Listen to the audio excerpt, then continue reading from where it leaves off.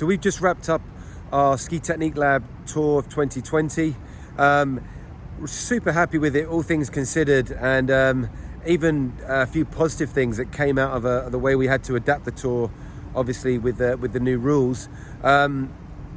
Big thing really, just want to say a massive thanks to all the venues, all their support and commitment for getting involved with the tour, giving us the venues and the places to meet people, enthusiastic skiers, and to go through the process of working through the biomechanics test. It was really good of everybody. Showed a lot of strength and character, and I think a lot of us in the snow sports industry really appreciate that, and a lot of people very supportive and positive got behind it, so that was great.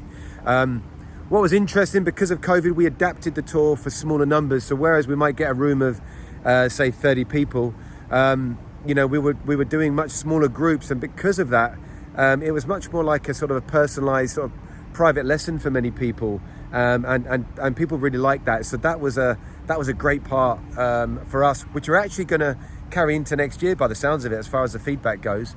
The scores were great. People that started off earlier in October have already made big changes biomechanically, and have even filmed themselves, sent the video footage in, and you can see the difference in their skiing, which is, for us, is always, we get a buzz from that, and it's people fixing their skiing themselves, working at home with their own processes and methods that they've learned on the lecture on the evening, and it's great. That's the bit we're always trying to get across to people.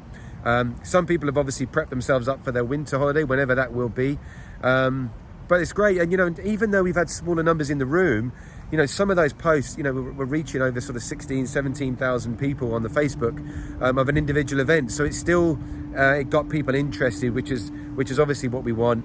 And obviously everything, because of what's going on at the moment, again, with these exercises and this testing method, people are going to get the chance now to carry on working on their ski technique at home with exercises during this lockdown period. So it's kind of, in a way, we couldn't have timed it better. We managed to get the tour done before the lockdown, and now we've left people with something to work on at home.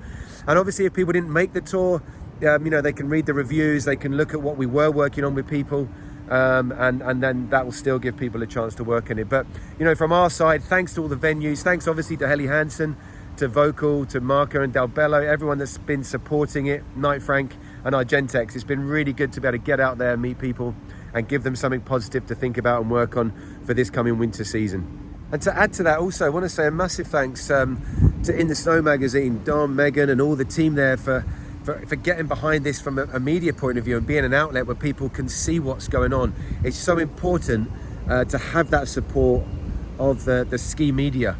So thanks everyone, Henry Druce, people that came along to that talk, and for getting the information out to people so they can use it. So In the Snow magazine, massive respect to you guys.